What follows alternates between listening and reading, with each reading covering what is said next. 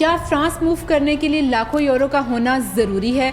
क्या ये वीज़ा सिर्फ नोमैड्स के लिए है या फिर आपको सिटीजनशिप और परमानेंट रेजिडेंसी की तरफ लेकर जाता है? तो एक बहुत बेहतरीन ऑल्टरनेटिव है उन लोगों के लिए जो स्पेन का डिजिटल नोमैड अप्लाई करना चाहते थे लेकिन इनकम की रिक्वायरमेंट की वजह से फंस रहे थे। तो अब यहाँ पर इनकम की रिक्वायरमेंट कम है। आज के इस एपिसोड में हम फ्रांस के प्रोफेशनल लिबरल नोमैड वीज़ा को डिस्कस करेंगे। इसका एलिजिबिलिटी क्राइटेरिया क्या है, documents requirement, business plan, family inclusion, IELTS, हर चीज़ जो भी इसकी रिक्वायरमेंट्स हैं हम उसको डिस्कस करने जा रहे हैं। तो आज के इस एपिसोड में अबू बकर आदिल को सीनियर इमिग्रेशन कंसल्टेंट हैं और इनकी थर्ड जनरेशन है इस फील्ड में।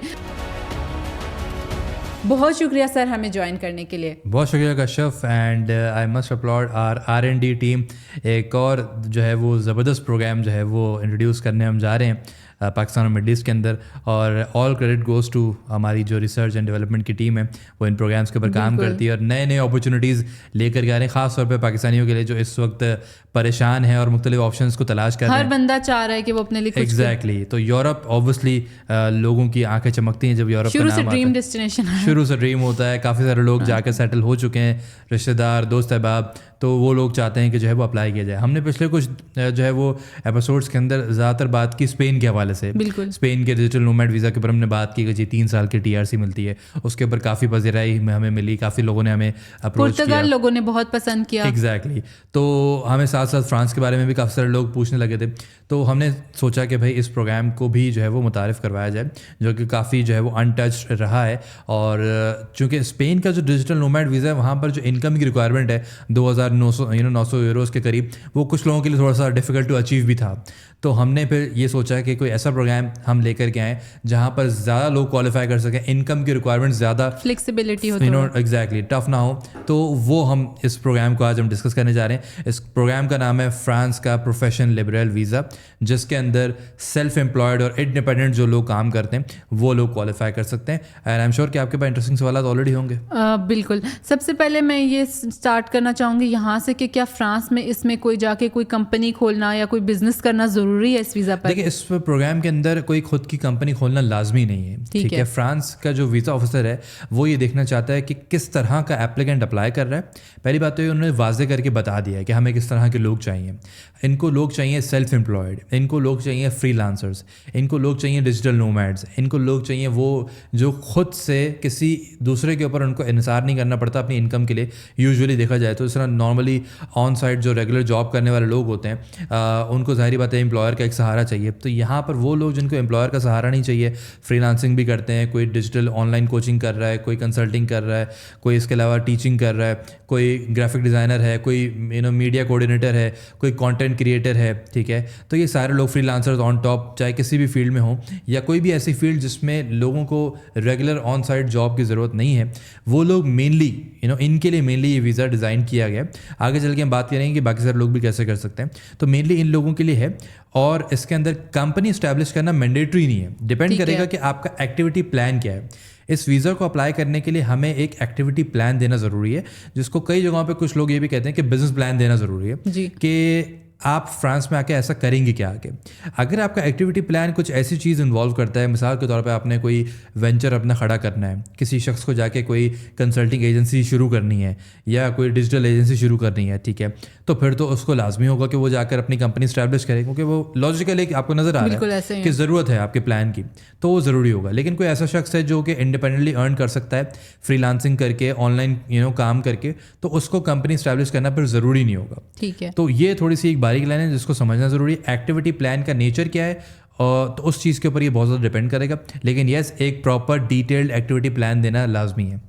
ठीक है। अब बारे की फ्रांस गवर्नमेंट जो है वो किस चीज़ को एवेल्यूएट करती है इस प्रोग्राम में? वो इवेल्यूएट करते हैं कि आप कंट्री को बेनिफिट क्या दे सकते हैं आगे, आपका जो एक्टिविटी प्लान है कितने हद तक सोशल इकोनॉमिकल बेनिफिट लेके आ सकता है। ऑब्वियसली सी बात है, हर कंट्री का इस वक्त फोकस यही है, चाहे हम कनाडा का C11 देखें, चाहे हम EB2 का USA देखें, चाहे हम ऑस्ट्रेलिया का 858 देखें, हर कंट्री ये देखना चाहती है कि जो एप्लीकेंट अप्लाई कर रहा है वो आकर हमें बेनिफिट क्या करेगा। अगर आपका इकोनॉमिकल जो है वो बेनिफिट है आपके एक्टिविटी प्लान में, मिसाल के तौर पे अगर आप फ्रीलांसर हैं, आप जाते हैं फ्रांस, आप वहाँ बैठ करके अपने लाइफस्टाइल को अपग्रेड करते हैं, कंटिन्यू करते हैं फ्रांस के अंदर अपना, जब आप लाइफस्टाइल मेंटेन करेंगे तो गवर्नमेंट का फ़ायदा है, शॉपिंग करेंगे, खर्चा करेंगे, कहीं पर रहेंगे, रेंट्स पे करेंगे, बहुत सारी चीज़ें करेंगे। लेकिन आप अर्न कर रहे हैं फ्रांस के बाहर किसी क्लाइंट के कंपनी के साथ, तो फ्रांस का फ़ायदा है ऑब्वियसली, तो इस तरह का अगर आपका एक्टिविटी प्लान है तो आप अप्लाई कर सकते हैं। अगर आप कोई ऐसा प्लान दे रहे हैं जिसमें आपको कोई बिजनेस रन करना है, ज़ाहिरी बात है, तो फिर आपको ये प्रूव करना पड़ेगा कि आप किसको हायर करेंगे, किसको नहीं करेंगे। अगेन वही सारी चीज़ें जो एक टिपिकल बिजनेस माइग्रेशन प्रोग्राम के अंदर होती हैं। तो फ्रांस यूजुअली देखता ये है कि आपका बेनिफिट क्या है आने से। तो ये हमने बड़ा आम फहम में करके समझा दिया कि आपको फोकस यही करना है कि आपने बताना है कि जी मेरे आने से आपको ये बेनिफिट हो सकता है, और मैं आपका जो रिक्वायरमेंट है, इनकम की जो रिक्वायरमेंट है और इंडिपेंडेंट काम की जो रिक्वायरमेंट है, उसको मैं मीट करता हूँ। ठीक, प्रैक्टिकल टर्म्स में ये देखना है कि आप फ्रांस की गवर्नमेंट को बर्डनाइज नहीं करेंगे, राइट?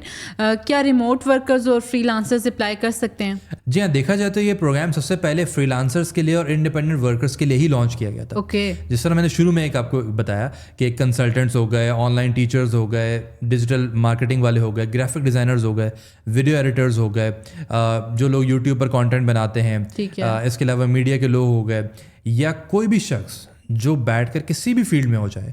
हमारे पास ऐसे भी क्लाइंट्स हैं जो ऑयल एंड गैस के अंदर काम करते हैं, लेकिन रेगुलर ऑफिस जाने की ज़रूरत नहीं पड़ती। ऑफिस अबू धाबी में रहते, दुबई में, लेकिन सारा काम रिमोटली मैनेज करते हैं और कंपनी इंडोर्स कर सकती है कि काम रिमोट है।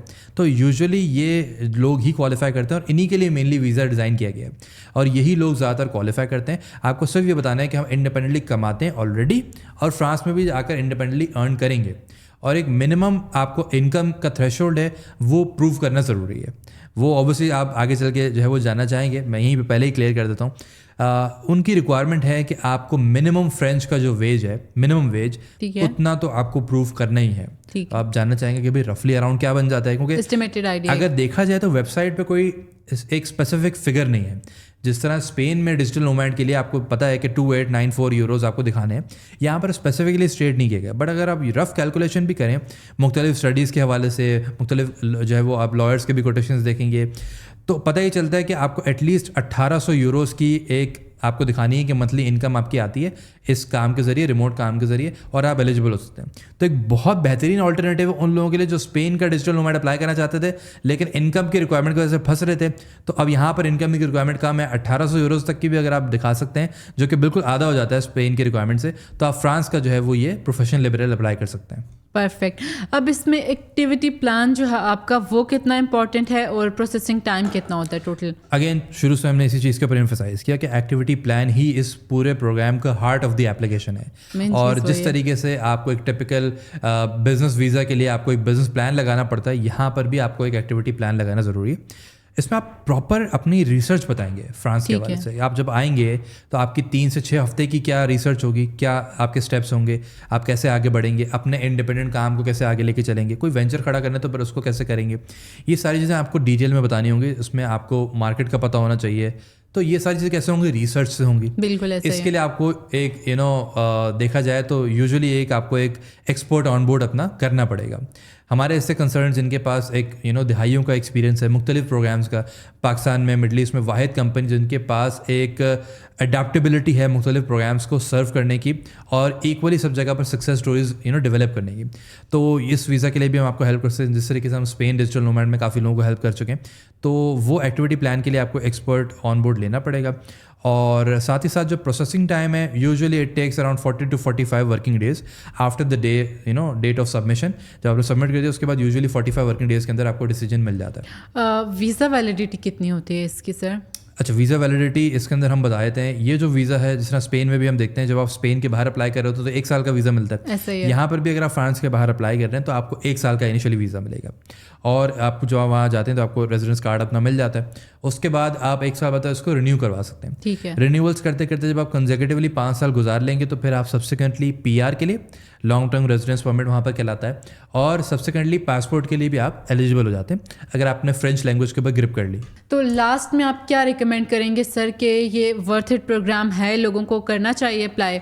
डेफिनेटली वर्थ इट है। इस वक्त जो सिचुएशन है, जो पॉलिटिकल सिचुएशन है, जो हालात हैं, खासतौर पर लोग जो पाकिस्तान से देख रहे हैं, जो मिडल ईस्ट से देख रहे हैं, अगर आप एक अच्छा ऑप्शन चाहते हैं, यूरोप का गेटवे चाहते हैं, शेंजन जोन चाहते हैं, कल को आप एक बड़ी कंट्री की PR लेना चाहते हैं, तो आई थिंक आपको डेफिनेटली फ्रांस का प्रोफेशनल लिबरल अप्लाई करना चाहिए। ये स्पेन डिजिटल नोमैड का एक बहुत ही बेहतरीन ऑल्टरनेटिव है फ्रीलांसर्स, कंटेंट क्रिएटर्स, ऑनलाइन काम करने वाले, remote workers, online business owners, जो लोग बैठकर ऑनलाइन अपने बिजनेस को मैनेज करते हैं, ये सारे लोग इसमें क्वालिफाई कर सकते हैं। सेम उसी तरीके से इनकम की रिक्वायरमेंट भी कम है, 1800 यूरोज़ की, तो एक बहुत ही लुक्रेटिव अपॉर्चुनिटी है। और फ्रांस ऑब्वियसली कौन नहीं जाता जाना, मशहूर ज़माना, टूरिज्म की भी अट्रैक्शन बनता है कि जहाँ पर हमें पता है कि यार हमें पेरिस जाना है, ठीक है, एफिल टावर जाना है, बचपन से लोग सब देखते हुए आते हैं, सारी चीज़ें करते हैं। क्योंकि हम तो दुनिया घूमते हैं, जाते हैं, सारी चीज़ों को एक्सपीरियंस करते हैं, हमें पता है कि लाइफस्टाइल क्या है, चीज़ें क्या हैं, बहुत अच्छी अपॉर्चुनिटी है।